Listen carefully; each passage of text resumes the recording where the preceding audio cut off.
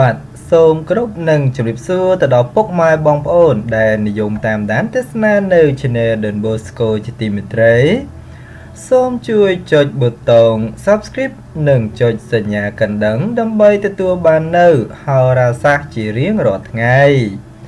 សម្រាប់ថ្ងៃបាទនេះផងដែរខ្ញុំបាននឹងធ្វើការជម្រាបជូននៅបាទដួងជាតារាសីរបស់ពុកម៉ែបងប្អូនទាំង12ឆ្នាំសម្រាប់ថ្ងៃប្រហ័សទី17ខែមករាឆ្នាំ2019តែមុននឹងធ្វើការជម្រាបជូននៅហោរាសាស្ត្រនោះខ្ញុំបាននឹងធ្វើការជម្រាបជូននៅក្បួនទូទាយមួយចំនួនដូចតទៅសម្រាប់ពេលវេលាដែលពុកម៉ែបងប្អូនត្រូវចេញដំណើរសម្រាប់ថ្ងៃប្រហ័សបាទទី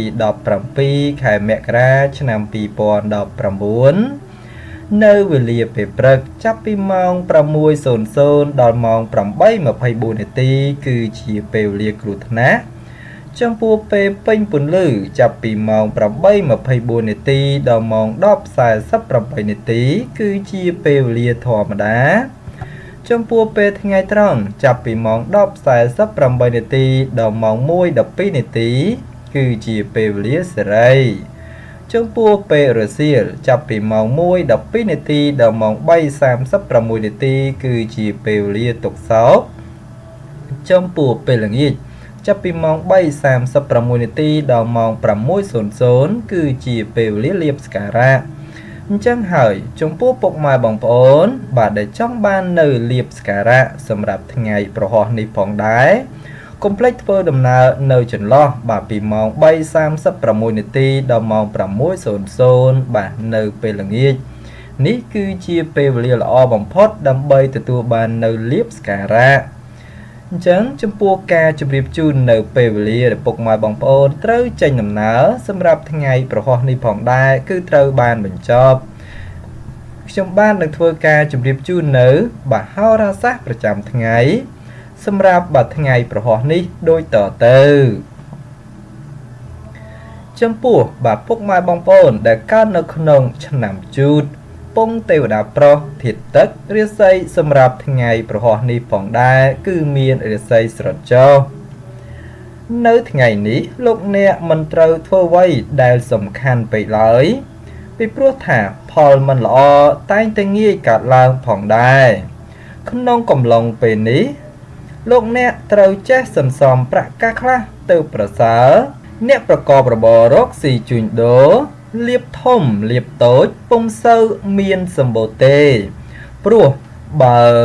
មិនបោលហួសក៏ត្រូវអ្នកដតីដណ្ដើមយកអស់មុនផងដែរការធ្វើដំណើរទីជិតឆ្ងាយចូលប្រយ័ត្នបាទទិសឧត្តរបន្តិចព្រោះងាយជួបឧបទ្ទវហេតុជាជាងសពមួយដងរីឯបញ្ហាសេចក្តីស្នេហាកំឡោះក្រមុំ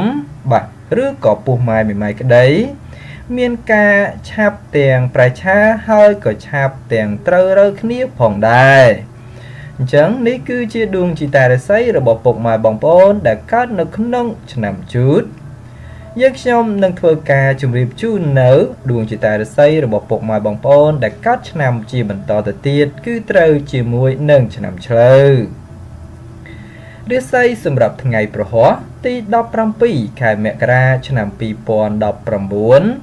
ឆ្នាំឆ្លូវពងមនុស្សប្រុសធាតុដីរាសីសម្រាប់ថ្ងៃនេះល្អជាមធ្យមនៅថ្ងៃនេះបើលោកអ្នកមានបំពេញកិច្ចការងារអ្វីមួយគឺមិនអាចធ្វើប្រហែសឬ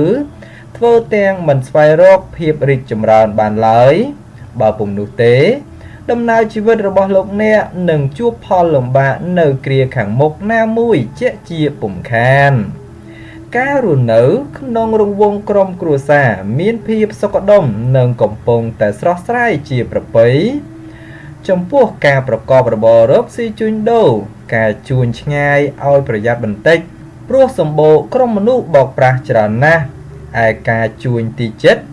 ការរកចំណូលជួបផលលំបាកបន្តិចហើយអ្នកខ្លះរកបង្ក្រប់ឆ្នាំងបាយសឹងតែមិនគ្រប់ផងរីឯបញ្ហាគូក្រងប្តីប្រពន្ធឬក៏គូស្នេហ៍ប្រុសស្រីមានភាពស្រស់ស្រាយប្រៀបដូចត្រីក្នុងទឹកនារដូវខែវស្សា អញ្ចឹងនេះគឺជាដួងជាតារាសីរបស់ពុកម៉ែបងប្អូនដែលកើតនៅក្នុងឆ្នាំឆ្លូវយើងខ្ញុំនឹងធ្វើការជម្រាបជូននៅឆ្នាំជាបន្តទៅទៀតគឺត្រូវជាមួយនឹងឆ្នាំខាលពុកម៉ែបងប្អូនដែលកើតឆ្នាំខាលរៀបស្អីសម្រាប់ថ្ងៃប្រហ័សទី17ខែមករាឆ្នាំ2019ឆ្នាំខាលពងយក្សស្រីធាតុឈើរៀបស្អីសម្រាប់ថ្ងៃនេះល្អជាមធ្យមនៅថ្ងៃនេះលោកអ្នកចូលប្រយ័ត្នការមានចំនួនបាទវិវាទសម្ដីបន្តិចបន្តួចដោយសារការមិនចុះសម្រុងគ្នាឬការប្រឆាំងគ្នាបាទទាំងនៅក្នុងផ្ទះសម្បែងឬនៅបាទផ្នែកខាងក្រៅផ្ទះដោយប្រការណាមួយចំពោះការប្រកបការងារលោកអ្នកទោះធ្វើអ្វីក៏ដោយគឺជារឿយពុំសូវដំណើរការបាទបានរលូនទេព្រោះតែមានរឿងរ៉ាវបាទមកយាយីអុកឡុកជានិច្ចអ្នកប្រកបរបររកស៊ីជួញដូរក្នុងថ្ងៃនេះដែរជួបផលលំបាកក្នុងការរកផលចំណូលណាស់ហើយការជួញទីចិត្តឆ្ងាយទៀតសោតជួបតែភាពរកាំរកោសនិងក្រុមបាបមិត្តតាមឈ្នានេះព្យាបាទយាយីរីឯបញ្ហាបាទស្នេហាកំឡោះក្រមុំបើចង់ធ្វើការជ្រើសរើសគូស្រករពុំសូវល្អទេព្រោះច្រើនជួបគូកម្មច្រើនជាងគូព្រេងអញ្ចឹងនេះគឺជាដួងជាតារាសីរបស់ពុកម៉ែបងប្អូនដែលកើតនៅក្នុងឆ្នាំខាលយើងខ្ញុំនឹងធ្វើការជម្រាបជូននៅឆ្នាំជាបន្តទៅទៀត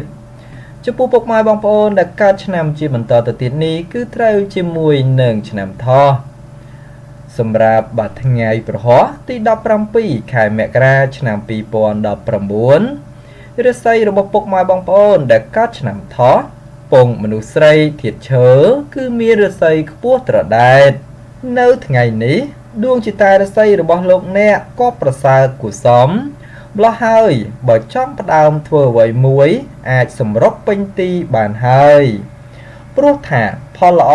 នៅចាំហុចឲ្យជានិច្ចការប្រកបការងារវិញនោះមានលក្ខណៈពេញដៃពេញជើងហើយបើចង់បាទចរចាពីរឿងអ្វីមួយក៏តែងតែបាទឆាប់ត្រូវរើគ្នាទៀតផងអ្នកប្រកបរបររកស៊ីជួញដូរវិញការចេញធ្វើចំនួនទីចិត្តឆ្ងាយមានភាពរលូនលូតលាស់ទៅមុខជាប្រពៃហើយការរកផលកម្រៃទៀតសោតក៏ល្មមគ្រប់គ្រាន់បាទជាទីកក់ក្ដៅចំណែកឯបាទសម្ព័ន្ធស្នេហាកំឡោះក្រមុំឬក៏ពុះម៉ាយមេម៉ាយក្តីបើលោកអ្នកគិតថាបាទសេចក្តីស្នេហាមានលំនឹងហើយអាចរៀបចំសំគុំគ្រួសារគឺជាឱកាសល្អប្រពៃបំផុតអញ្ចឹងនេះគឺជាដួងជាតារាសីរបស់ពុកម៉ែបងប្អូនដែលកើតនៅក្នុងឆ្នាំថោះយើងខ្ញុំនឹងធ្វើការជម្រាបជូននៅឆ្នាំជាបន្តទៅទៀតគឺត្រូវជាមួយនឹងឆ្នាំរោងពុកម៉ែបងប្អូនដែលកើតឆ្នាំរោងរាសីសម្រាប់បាទថ្ងៃប្រហ័សទី17ខែមករាឆ្នាំ2019ឆ្នាំរោងពងទេវតាប្រុសធាតុមាសរាសីសម្រាប់ថ្ងៃនេះគឺខ្ពស់ត្រដែតនៅថ្ងៃនេះលោកអ្នកប្រកបកិច្ចការងារអ្វីអាចសម្រុកពេញទីបានហើយនឹងទោះធ្វើអ្វីតែងតែហុចផលមកវិញគ្រាន់ក៏ប្រសើរសម្រាប់ពេលវេលាល្អក្នុងការធ្វើអ្វីមួយគឺម៉ោងបាទ1:00ទៅម៉ោងបាទ2:45នាទីរសៀលហើយបើប្រកបកិច្ចការងារអ្វីតែងតែហុចផលមកវិញផងដែរចំពោះអ្នកប្រកបរបររកស៊ីជួញដូរលោកអ្នកបើចង់បើកហាងថ្មីឬក៏ផ្លាស់ទីកន្លែងលក់ដូរជាឱកាសល្អប្រពៃណាស់ព្រោះថាអាចឆ្លើយតបបាទផ្លែផ្កាដូចជាទីកក់ក្ដៅគ្រាន់បើការធ្វើដំណើរឆ្ងាយជិតជួបសេចក្តីសុខក្សេមក្សាន្តទាំងពេលទៅនិងពេលត្រឡប់មកវិញរីឯសម្ព័ន្ធស្នេហាកំឡោះក្រមុំឬក៏ពុះម៉ាយមេម៉ាយក្តីបើមានការរៀបអាពាហ៍ពិពាហ៍ឬក៏ចូលស្ដីដណ្ដឹងតែងតែសម្រេចដោយគប់បំណងអញ្ចឹងនេះគឺជាដួងជាតារាសីរបស់ពុកម៉ែបងប្អូនដែលកើតនៅក្នុងឆ្នាំរោងយើងខ្ញុំនឹងធ្វើការជម្រាបជូននៅឆ្នាំជាបន្តទៅទៀតគឺត្រូវជាមួយនឹងឆ្នាំម្សាញ់ ពុកម៉ែបងប្អូនដែលកើតឆ្នាំម្សាញ់រាសីសម្រាប់ថ្ងៃប្រហ័សទី17ខែមករាឆ្នាំ2019ឆ្នាំម្សាញ់ពងទេវតាប្រុសធាតុភ្លើងរាសីសម្រាប់ថ្ងៃនេះល្អជាមធ្យមទេក្នុងថ្ងៃនេះបើលោកអ្នកធ្វើអ្វីត្រូវសន្សំកុំបំបោលនោះផលល្អនឹងហុចឲ្យមកវិញបាទដូចជាទីគប់បំណងការប្រកបការងារក៏ដូចនេះដែរលោកអ្នកត្រូវធ្វើបាទថ្នាក់ធនកណ្ដាលឬมันសំខាន់ពេកព្រោះថាបើធ្វើធំពេកឬក៏សំខាន់ពេកផ្លែផ្កាដែលហុចមកវិញគឺមិនសូវដូចគប់បំណងនោះឡើយ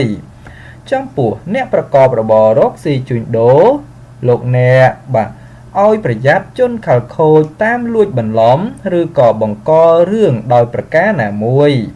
រីឯសេចក្តីស្នេហាប្រុសស្រីមានការខ្វាយខ្វល់ព្រោះតែការប្រឆាំងគ្នាច្រើនជាជាងសពមួយដងអញ្ចឹងនេះគឺជាដួងជតារាសីរបស់ពុកម៉ែបងប្អូនដែលកើតនៅក្នុងឆ្នាំម្សាញ់យើងខ្ញុំនឹងធ្វើការជម្រាបជូននៅឆ្នាំជាបន្តទៀតចំពោះឆ្នាំជាបន្តទៅទៀតនេះគឺត្រូវជាមួយនឹងឆ្នាំមមីពុកម៉ែបងប្អូនដែលកើតឆ្នាំមមីរាសីសម្រាប់ថ្ងៃប្រហ័សទី17ខែមករាឆ្នាំ2019ឆ្នាំមមីពងទេវតាស្រីធាតុភ្លើងរាសីសម្រាប់ថ្ងៃនេះល្អជាមធ្យមក្នុងថ្ងៃនេះការប្រកបការងារមានភាពប្រទាំងប្រទើសច្រើននិងក្រុមមនុស្សបាទបង្កផលលំបាកច្រើនដូច្នេះតលតែអត់ធ្មត់បន្តិចនិងធ្វើការតស៊ូបន្តិចទៅឆ្លងគ្រាលំបាកទាំងនេះទៅរួចក្នុងរង្វង់ក្រុមគ្រួសារលោកអ្នកក៏ត្រូវបើចេះអត់ឱនឲ្យគ្នាទៅមានភាពសុខដុមនិងប្រកាសមិនសូវហូរធ្លាយចេញទៅអស់ពីខ្លួនអ្នកប្រកបរបររកស៊ីជួញដូរការជួញទីចិត្តឆ្ងាយមានការទិញចូលលក់ចេញគ្រាន់បើហើយពិសេសបើមានការបើករបរថ្មីផងដែរនោះគឺល្អប្រពៃគូសំរីឯបញ្ហាគូក្រងប្តីប្រពន្ធឬក៏គូស្នេហ៍ប្រុសស្រីមានការប្រឆាំងគ្នាច្រើននិងមានការចាប់កំហុសគ្នាច្រើនអញ្ចឹងនេះគឺជាដួងជតារាសីរបស់ពុកម៉ែបងប្អូនដែលកើតនៅក្នុងបាទឆ្នាំមមីយើងខ្ញុំនឹងធ្វើការជម្រាបជូននៅឆ្នាំជាបន្តទៅទៀតគឺត្រូវជាមួយនឹងឆ្នាំមមែពុកម៉ែបងប្អូនដែលកើតឆ្នាំមមែរាសីសម្រាប់ថ្ងៃប្រហ័សទី17ខែមករាឆ្នាំ2019ឆ្នាំមមែពងទេវតាស្រីធាតុមាសរាសីសម្រាប់ថ្ងៃនេះគឺខ្ពស់ត្រដែត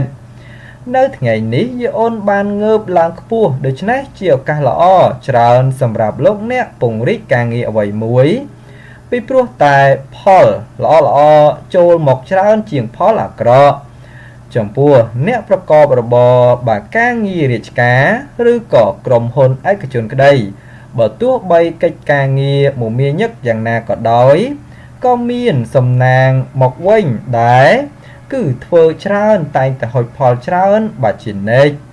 ក្នុងពេលនេះដែរលៀបសំណាងមានច្រើនគួរសមដូច្នេះជាឱកាសល្អក្នុងការពង្រីកមុខជំនួញព្រោះតែផ្លែផ្កាហុចមកវិញឃើញថាអាចឆ្លើយតបគួរជាទីពេញចិត្តតែយ៉ាងណាលោកអ្នកឲ្យប្រយ័ត្នគ្រោះចាញ់បោកគេព្រោះក៏មានខ្ពស់ផងដែរបញ្ហាសម្ព័ន្ធស្នេហាកំឡោះក្រមុំលោកអ្នកមិនក៏បីលងលក់តែក្នុងរឿងសេចក្តីស្នេហាខុសរបៀបដែលនាំឲ្យខូចអនាគតដោយប្រការណាមួយអញ្ចឹងនេះគឺជាដួងជតារាសីរបស់ពុកម៉ែបងប្អូនដែលកើតនៅក្នុងឆ្នាំមមែយើងខ្ញុំនឹងធ្វើការជម្រាបជូននៅឆ្នាំជាបន្តទៅទៀតចំពោះឆ្នាំជាបន្តទៅទៀតនេះគឺត្រូវជាមួយនឹងឆ្នាំវកពុកម៉ែបងប្អូនដែលកើតឆ្នាំវករាសីសម្រាប់ថ្ងៃប្រហ័សទី17ខែមករាឆ្នាំ2019ឆ្នាំវកពងយៈប្រោះធាតុដែករាសីសម្រាប់ថ្ងៃនេះគឺស្រត់ចុះនៅថ្ងៃនេះបើទោះបីដួងជតារាសីរបស់ពុកម៉ែបងប្អូនស្រត់ចុះក៏ប៉ុន្តែការប្រកបកិច្ចការងារនោះបើលោកអ្នកមានការពុះពៀនិងខិតខំប្រឹងប្រែងនោះតែងតែសម្រេចជោគជ័យត្រឡប់មកវិញផងដែរការរស់នៅវិញ លោកអ្នកមិនគប្បីចាប់កំហុសឬក៏រិះគន់អ្នកដទៃច្រើនពេកឡើយប្រយ័ត្នឥតការងារធ្វើសោះនាំគេគុំគួនហើយជួបផលលំបាកដល់អាត្មាខ្លួននៅគ្រាក្រោយអ្នកប្រកបរបររកស៊ីជួញដូរមុខជំនួញទីចិត្តឆ្ងាយមិនហុចផ្លែផ្កាដូចជាទីគប់បំណងទេឬអាចនិយាយបានថាបាទគ្រាន់មួយទល់មួយបាទទប់ទល់ចៃវាយរីឯបញ្ហាសេចក្តីស្នេហាប្រុសស្រីមានការបង្ករឿងអត់ហេតុផលច្រើនព្រោះតែការមិនសូវទុកចិត្តគ្នាទៅវិញទៅមកអញ្ចឹងនេះគឺជាដួងចិត្តរាសីរបស់ពុកម៉ែបងប្អូនដែលកើតនៅក្នុងឆ្នាំវកយើងខ្ញុំនឹងធ្វើការជម្រាបជូននៅឆ្នាំជាបន្តទៅទៀតគឺត្រូវជាមួយនឹងឆ្នាំរកាពុកម៉ែបងប្អូនដែលកើតឆ្នាំរការាសីសម្រាប់ថ្ងៃប្រហ័សទី17ខែមករាឆ្នាំ2019ឆ្នាំរកាពងយៈប្រុសធាតុដែករាសីសម្រាប់ថ្ងៃនេះគឺស្រិតចនៅថ្ងៃនេះឃើញថាដំណើរជីវិតរបស់លោកអ្នកមិនល្អប្រសើរទេហេតុនេះបើឃើញស្ថានភាពណាមួយមិនល្អក៏បីជៀសឲ្យបានឆ្ងាយហើយដាច់ខាតមិនត្រូវធ្វើចេះធ្វើដឹងរឿងអ្នកដទៃច្រើនពេកឡើយមិនដូច្នេះប្រយ័ត្នបានគ្រោះភ័យមកវិញសម្រាប់លោកអ្នកប្រកបបាត់របររកស៊ីជួញដូរក៏បីមានការប្រយ័ត្នប្រយែងក្រុមមនុស្សសម្ដីផ្អែមល្ហែមតែសម្បកក្រៅប៉ុន្តែខាងក្នុងដូចផ្លែល្វាចាំតែឆ្លៀតឱកាស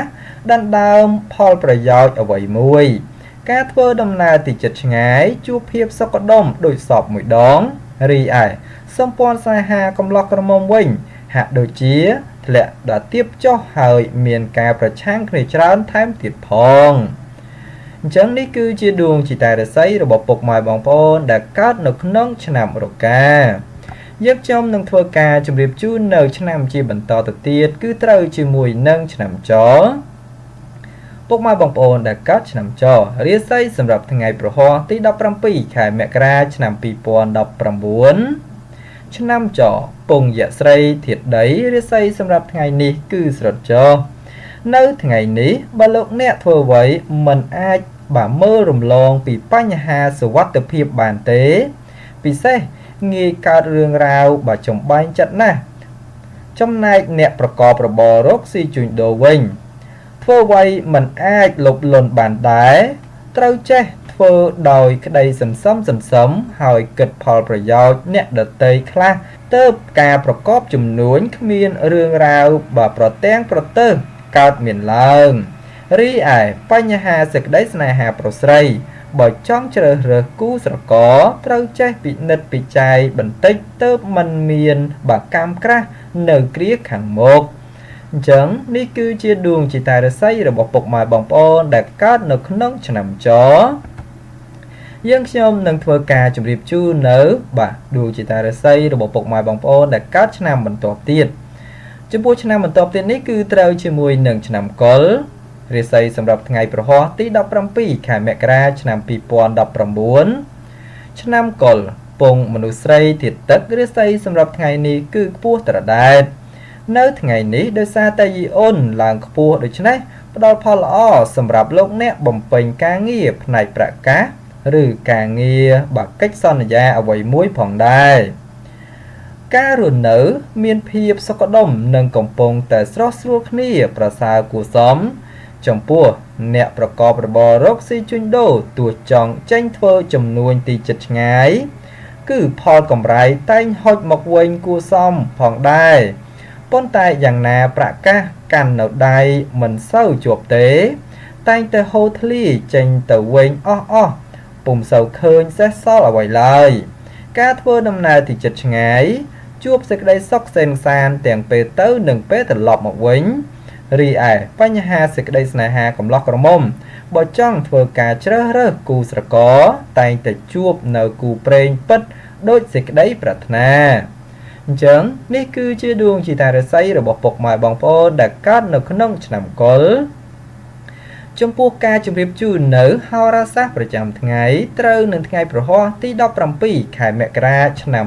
2019នេះផងដែរគឺត្រូវបានបញ្ចប់ សង្ឃឹមថាពុកម៉ែបងប្អូនប្រកាសជាពេញចិត្តហើយគាំទ្ររូបខ្ញុំបាទផងដែរសូមពុកម៉ែបងប្អូនជួយចុចប៊ូតុង Subscribe និងជួយចុចប៊ូតុង Like និង Share ដើម្បីទទួលបាននូវហោរាសាស្ត្រជារៀងរាល់ថ្ងៃក្បួនទស្សន៍ទាយមួយចំនួនបាទព័ត៌មានតកតងជាមួយនឹងសុខភាពនិងសម្រស់ថ្មីដែលខ្ញុំបាននឹងធ្វើការស្វែងរកយកមកចែកជូនដល់ពុកម៉ែបងប្អូនបានទស្សនាពីខ្ញុំដនបូស្កូសូមអរគុណនិងសូមជម្រាបលាយើងនឹងវិលមកជួបគ្នានៅឱកាសក្រោយទៀតបាទសូមអរគុណ